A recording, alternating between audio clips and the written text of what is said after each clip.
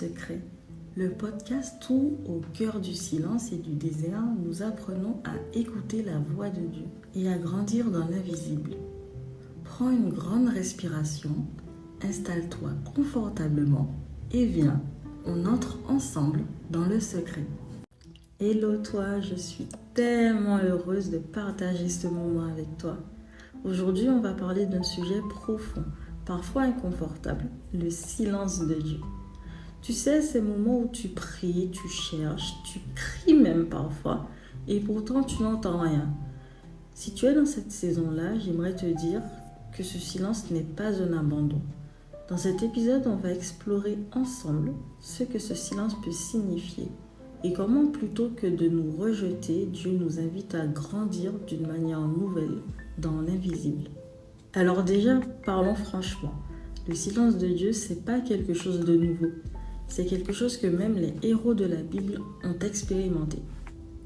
Jésus lui-même, avant de commencer son ministère public, a été conduit par l'Esprit dans le désert. Matthieu 4, verset 1 nous dit « Alors Jésus fut emmené par l'Esprit dans le désert pour être tenté par le diable.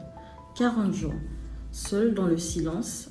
Ce n'était pas une erreur, ce n'était pas une punition. C'était une préparation. » Et il y a aussi eu cette période entre l'Ancien et le Nouveau Testament, environ 400 ans, où Dieu n'a pas parlé par des prophètes. 400 ans de silence apparent, 400 ans où beaucoup se sont peut-être demandé, est-ce qu'il nous a oubliés, est-ce qu'il nous a abandonnés ? Mais en réalité, pendant ce temps-là, Dieu préparait quelque chose de grand. Il préparait la venue de son Fils. Je te propose de faire une pause, là maintenant. Ferme les yeux si tu peux. Réfléchis. Est-ce qu'il y a un domaine dans ta vie où tu ressens ce silence de Dieu ? Mets le podcast sur pause quelques secondes et laisse cette question descendre au fond de ton cœur.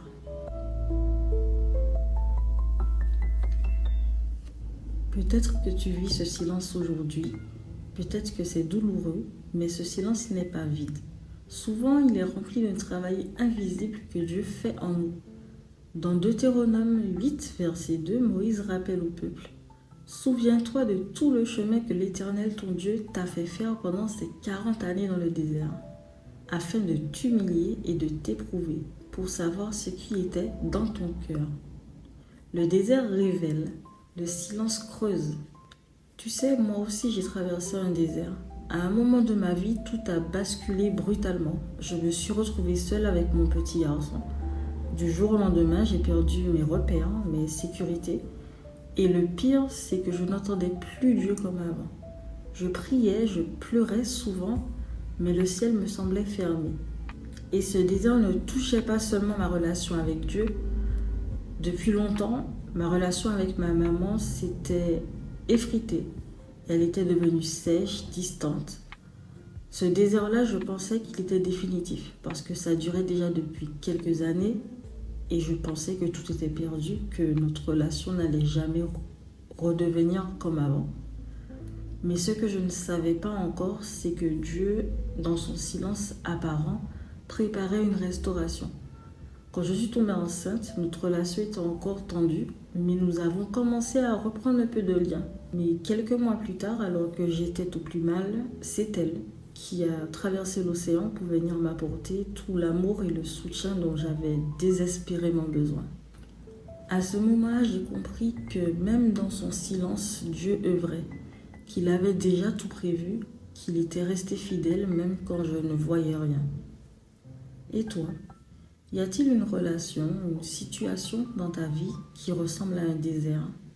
Mets pause si tu veux et demande à Dieu de te montrer où il travaille dans l'invisible, même si tu ne le vois pas encore.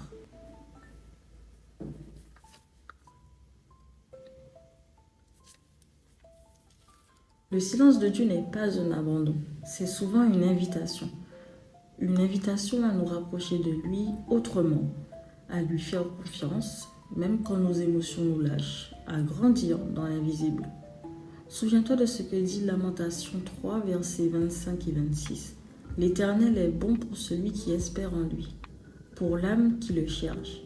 Il est bon d'attendre en silence le secours de l'Éternel. » Même si tu ne vois rien, même si tu n'entends rien, Dieu travaille, il travaille dans le secret. Dans notre prochain épisode, on va aller encore un peu plus loin. Comment rester fidèle même quand on ne ressent plus rien. En attendant, je t'invite à me retrouver sur le blog She Mirrors ou sur le compte Instagram où je te partage régulièrement des articles sur tous les aspects de la vie chrétienne et sur mon cheminement vers la Proverbe 31 Era, comme j'aime l'appeler, et de nombreuses astuces, versets bibliques et réflexions sur le compte Instagram. Je t'embrasse fort et je te dis à tout vite dans le secret.